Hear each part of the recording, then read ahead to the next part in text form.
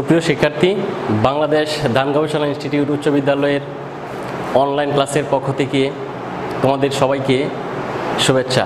সাথে আছি আমি মোহাম্মদ জিয়াদুল ইসলাম, সহকারী শিক্ষক গণিত। আজকে তোমাদের গণিত বইয়ের ত্রয়োদশ অধ্যায়ের সমান্তর ধারা নিয়ে আমরা আলোচনা করব। শিক্ষার্থীরা, আলোচনার এ পর্বে তোমরা সমান্তর ধারার আলোচনা করার পূর্বে আগে আমাদের বুঝতে হবে ধারাটা কি। তারও আগে আমাদের জানা দরকার যে আমাদের বোর্ডে দেখো অনুক্রম বা সিকোয়েন্স কি। যদি আমরা একটা উদাহরণ দিই তাহলে তোমরা বিষয়টা পরিষ্কার হবে তোমাদের কাছে। দেখো, আমি যদি লিখি 2 4 6 8 ... দেখো, এই প্রথম দেখো আমি যে কতগুলো সংখ্যা বা রাশি নিয়েছি। প্রথম পদ 2, দ্বিতীয় পদ 4 6 8। আমি যদি দ্বিতীয় পদ থেকে প্রথম পদ বিয়োগ করি তাহলে আসবে কি 2। দ্বিতীয় পদ থেকে তৃতীয় পদ থেকে দ্বিতীয় পদ বিয়োগ করি তাহলে আসবে কি 2। এরকমভাবে যদি আমি 8 থেকে 6 বিয়োগ করি তাহলে কি আসবে 2। একটা জিনিস লক্ষ্য রাখো, এখানে প্রত্যেক পদের পূর্বপদ এবং পরপদের পার্থক্য সমান। তাহলে সিকোয়েন্সটা হচ্ছে কতগুলো রাশির এমনভাবে সাজানো থাকে যেন পূর্বপদ এবং পরপদের কিভাবে সম্পর্কিত তা জানা যায়। এইরূপ সাজানো সংখ্যার সেটকেই বলা হয় অনুক্রম। আমি অনুক্রমটাকে এভাবে লিখতে পারি। যদি আমরা আরেকটা উদাহরণ দিই, দেখো 2 4 8 16 এরকমভাবে যদি আমরা লিখি, সেখানে দেখো দুটি পদের অনুপাতের মান সমান। আমরা যদি 4কে 2 দ্বারা ভাগ দিই তাহলে হবে 2। এরকমভাবে আমরা যদি 8কে 4 দ্বারা ভাগ দিই তাহলে হবে 2। দেখো 16 ডিভাইডেড বাই 8 2। এরকমভাবেও প্রত্যেকটা দুটি পদের অনুপাত এর মান সমান। এখন আমরা সিকোয়েন্সটা বুঝতে পারলাম। তাহলে আমরা চলে যাই ধারায়।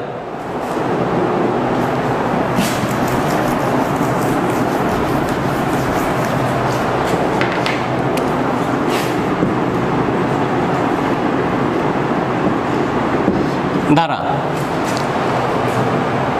অনুক্রমের প্রত্যেকটি পদকে যদি আমরা প্লাস চিহ্ন দ্বারা যুক্ত করি তাহলে আমরা ধারা পেয়ে যাব। দেখো 2 + 4 + 6 + 8 +...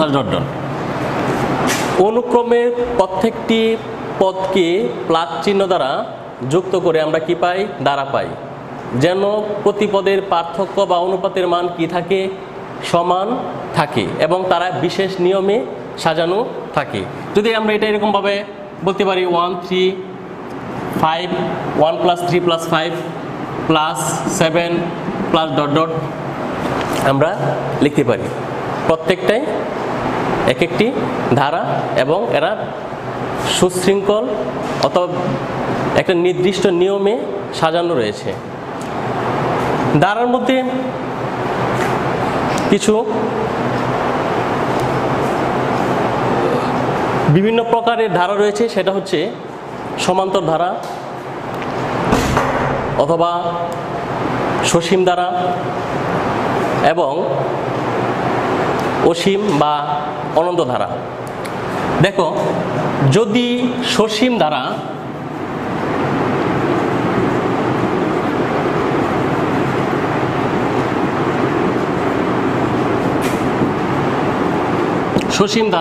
বা ইনফাইনাইট সিরিজ যদি শেষ পদ নির্দিষ্ট করে বলা থাকে বা শেষ পদ দেওয়া থাকে, যেমন 2 + 4 + 6 + 8 ডট ডট প্লাস যদি থাকে 20 শেষ পদ উল্লেখ থাকে, আমরা আরেকটা ধারা যদি আমরা এখানে লিখি 19, এরকমভাবে যদি কোনো ধারার শেষ পদ নির্দিষ্ট করা থাকে বা শেষ পদ দেওয়া থাকে, সেই সকল ধারাকে বলা হয় সসীম ধারা বা ফাইনাইট সিরিজ।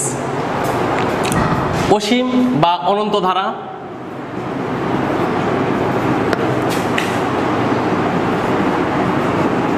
অসীম বা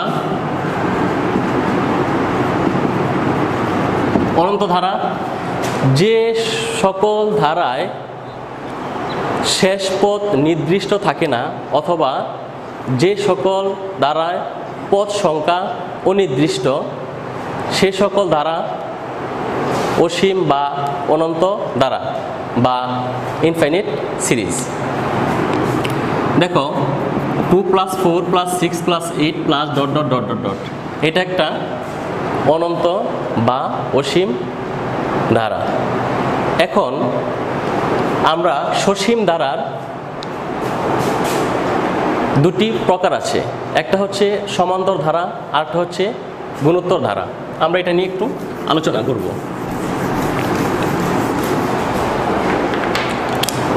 আমরা একটা সমান্তর ধারা লিখি।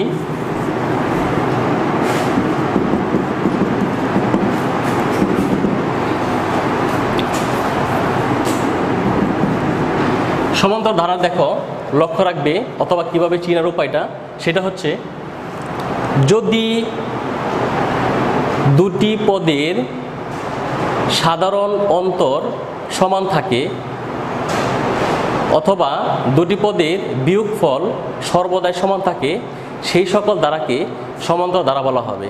আমি যদি লিখি, দেখো 4 - 2 = 2, 6 - 4 = 2, 8 - 6 = 2।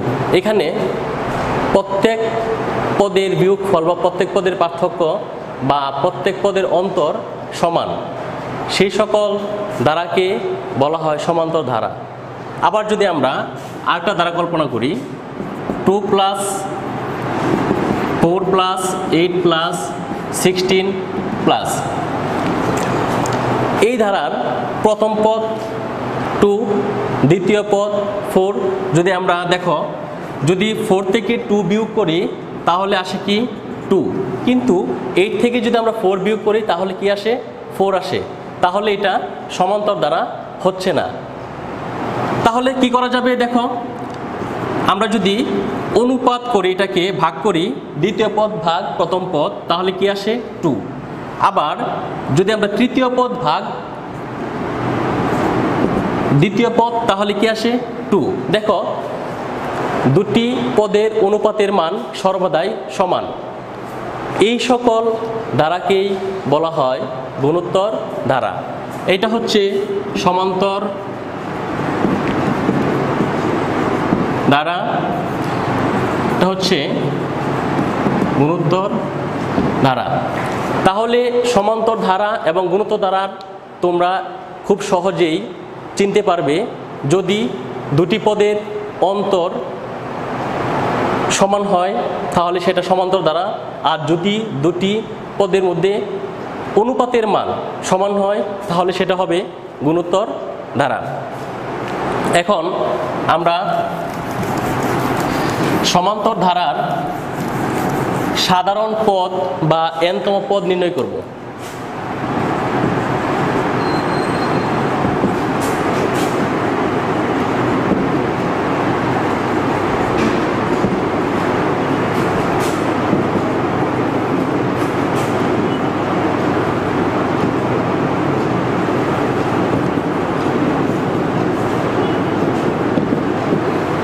সমান্তর ধারার সাধারণ পদ বা n-তম পদ আমরা নির্ণয় করব। দেখো আমরা ধরি ধারার প্রথম পদ এ,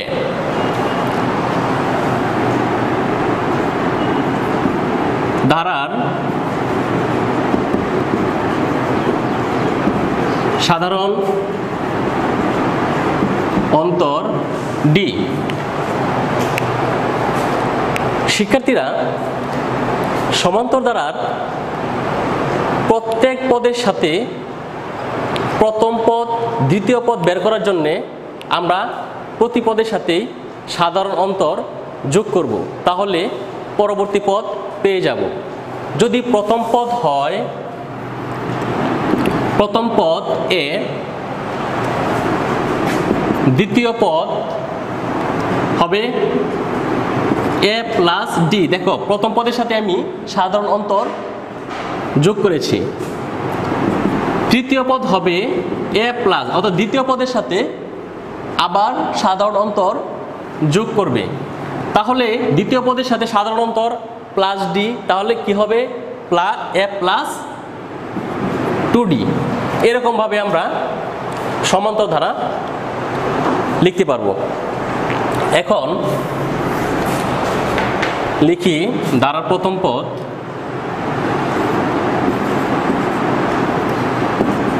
প্রথম পদ এ, এটাকে আমরা এরকমভাবে লিখতে পারি এ প্লাস 1 মাইনাস 1 ইন্টু ডি। এক থেকে এক চলে গেলে শূন্য থাকে, শূন্যর সাথে ডি গুণ দিলে শূন্য হয়, অর্থাৎ প্রথম পদ এ এই থাকে। দ্বিতীয় পদ, শিক্ষার্থীরা দ্বিতীয় পদটা কি হবে? প্রথম পদের সাথে সাধারণ অন্তর যোগ দিতে হবে, তাহলে এ প্লাস ডি। এটাকে যদি আমরা এইভাবে লিখি এ প্লাস 2 মাইনাস 1 ইন্টু ডি। 2 থেকে 1 চলে গেলে ডি থাকে, তাহলে এ প্লাস ডি। তৃতীয় পদ এ প্লাস, তৃতীয় পদ আমরা যদি এই পদের সাথে আবার ডি যোগ করি তাহলে আসবে কি এ প্লাস 2d। এ প্লাস 2d, তাহলে এখানে আমরা লিখতে পারি এ প্লাস 3 মাইনাস 1 ইন্টু ডি। 3 থেকে 1 চলে গেলে আমাদের ডি গুণ দিলে 2d প্লাস 2d।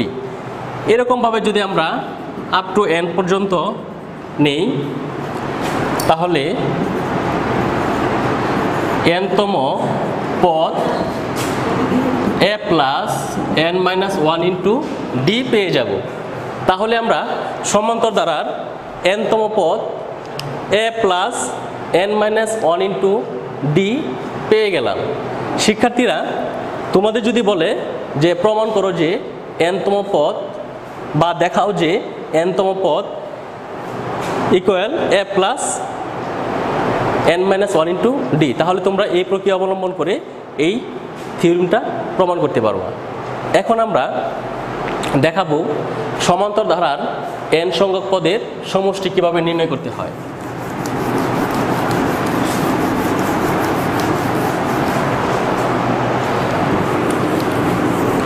সমান্তর ধারার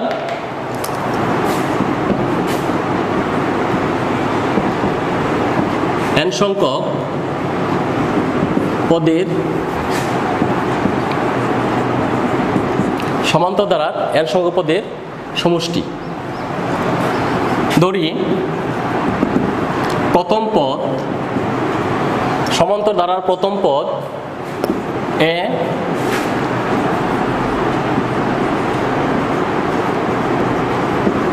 সাধারণ অন্তর ডি,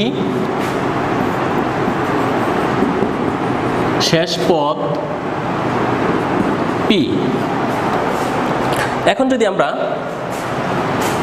যদি লিখি আমরা পদ সংখ্যা, ধরে নিলাম এখানে পদ সংখ্যা n, তাহলে দেখো আমরা দাঁড়াটা যদি আমরা সাজিয়ে লিখি তাহলে a plus d a plus 2d plus dot dot plus, এখানে যেহেতু শেষ পদ পি, তাহলে আমরা শেষ পদ লিখলাম পি। শিক্ষার্থীরা, তাহলে শেষ পদ পি, তাহলে পির আগের পদটা কি হবে? পি মাইনাস ডি, সাধারণ অন্তর বিয়োগ করে দিলে আমরা শেষ পদটা, দ্বিতীয় শেষ পদের আগের পদটা পেয়ে যাব। তারপরের পদটা কি হবে? পি মাইনাস 2d, অর্থাৎ এখান থেকে সাধারণ অন্তর বিয়োগ করবা, এখান থেকে দুইটা সাধারণ অন্তর বিয়োগ, অর্থাৎ 2d, পি মাইনাস 2d বিয়োগ। এখন যদি এইটা ধরে নিলাম এখানে n সংখ্যক পদ রয়েছে, যেহেতু আমরা এখানে প্লাস চিহ্ন দ্বারা যুক্ত করেছি, তাহলে ধরে নিলাম এখানে n সংখ্যক পদ রয়েছে, তাহলে n সংখ্যক পদ সমষ্টি আকারে আছে বা যোগফল আকারে আছে। তাহলে এখানে আমরা লিখতে পারি সামেশন অফ n বা n সংখ্যক পদের যোগফল Sn আমরা লিখতে পারি, এখানে n সংখ্যক পদের যোগফল। দেখো আমরা এই ধারাটা যদি আবার বিপরীতভাবে লিখি তাহলে কি হবে, p plus p minus d plus p minus 2d plus dot dot plus a plus 2d plus a plus d plus a। আমরা এই ধারাটাকে বিপরীতভাবে লিখলাম, এইখানে ধরে নিলাম n সংখ্যক পদ আছে, n সংখ্যক পদের সমষ্টি Sn। তাহলে শিক্ষার্থীরা আমরা দুইটা ধারাকেই যোগ করে দিই। দেখো দুটি ধারাকেই যোগ করি, Sn Sn যোগ করলে হবে 2Sn R a plus p, এখানে দেখো প্লাস d মাইনাস d কাটা যাবে, তাহলে কি থাকে এখানে a plus p। Same rules, plus 2d minus 2d কাটা যাবে, a plus p plus dot dot plus a plus p plus a plus p a plus p। শিক্ষার্থীরা দেখো প্রত্যেকটা পদে a plus p a plus p a plus p। যদি আমরা পরবর্তী লাইনে যাই, দ্যাট ইমপ্লাইজ 2Sn, ধরে নিলাম এখানে যেহেতু আমাদের ডট ডট চিহ্ন কত সংখ্যক পদ আছে সেটা আমরা জানি না, ধরে নিলাম এখানে n সংখ্যক a প্লাস p আছে, n সংখ্যক a প্লাস p আছে, তাহলে আমরা ধরে নিলাম n into a plus p। এখন আমরা n/2 a প্লাস p, আমরা এখানে দেখো p হচ্ছে p তম পদ, আমরা জানি n তম পদ আমরা একটু আগে শিখলাম,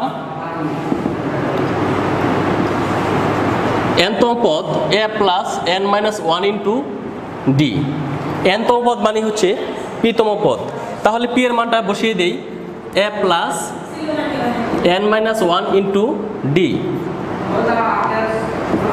তাহলে আমরা লিখতে পারি Sn equal to n/2 second bracket a plus a মানে হচ্ছে 2a n minus 1 into d। শিক্ষার্থীরা সমান্তর ধারার n সংখ্যক পদের সমষ্টি নির্ণয়ের সূত্র আমরা পেয়ে গেলাম। দেখো সূত্রটা যদি আমরা এটা মার্কিং করি, Sn equal to n/2 into twice a plus n minus 1 into d। যদি বলা হয় কোনো সমান্তর ধারার প্রথম পদ a, সাধারণত d, শেষ পদ p এবং পদ সংখ্যা n দেওয়া আছে, তাহলে প্রমাণ করো যে Sn equal to n/2 into twice a plus n minus 1 into d। তাহলে তোমরা এই পদ্ধতি অবলম্বন করে এই ধারা প্রমাণ করতে পারবা। এখন আমরা পরবর্তী ধাপে যাব, সেটা দেখো আমরা আরেকটা সূত্র প্রমাণ করব।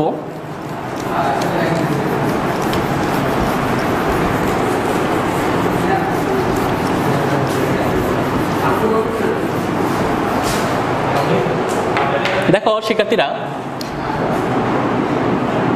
প্রথম n সংখ্যক স্বাভাবিক সংখ্যার সমষ্টি নির্ণয়। আমরা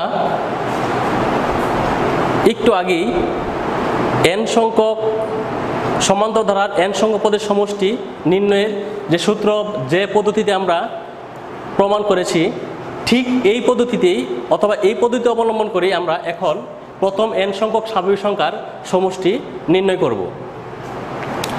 আমরা n সংখ্যক স্বাভাবিক সংখ্যার সমষ্টি জানি Sn, এটা তোমরা জানো 1 + 2 + 3 স্বাভাবিক সংখ্যা plus dot dot up to কোন পর্যন্ত n পর্যন্ত। এটা n সংখ্যক স্বাভাবিক সংখ্যার সমষ্টি নির্ণয়ের সূত্র। প্রথম পদ 1 সাধারণ অন্তর d, 2 থেকে 1 বিয়োগ 2 থেকে 1 বিয়োগ 1। আচ্ছা দেখো প্রথম পদ a। এখন ধারাটা যদি আমি একটু সাজিয়ে লিখি তাহলে দেখো 1 + 2 + 3 প্লাস, যেহেতু এখানে n সংখ্যক পদ বিদ্যমান তাহলে আমি শেষ পদটা লিখি নেই, শেষ পদ লিখলাম n, তার পূর্ববর্তী পদ কি হবে, তার চেয়ে 1 কমবে। এইখানে কেন 1 কমবে, দেখো এখানে সাধারণ অন্তর কত 1, এই কারণে প্রত্যেক পদ থেকে আমরা শেষ থেকে যখন আসব তখন প্রত্যেক পদ থেকে 1 করে কমে যাবে। তাহলে এখানে আসবে n-1 plus n-2 plus dot dot. তাহলে আমরা ধারাটা পেয়ে গেলাম 1 + 2 + 3 plus dot dot plus n-2 plus n-1 plus n। এখন যদি এই ধারাটাকে এই ধারার সমষ্টি ধরে নিলাম Sn, n সংখ্যক পদের সমষ্টি এখানে বিদ্যমান, তাহলে এই ধারাটি যদি আমি আবার বিপরীতভাবে লিখি তাহলে কি লেখা যাবে, n plus n-1 n-2 plus dot dot plus 3 plus 2 plus 1। এইটাও এখানে n সংখ্যক পদের যোগফল, তাহলে সামেশন অফ n। এখন আমরা এটা যোগ করে দেই, 2Sn n+1, 2Sn = n+1।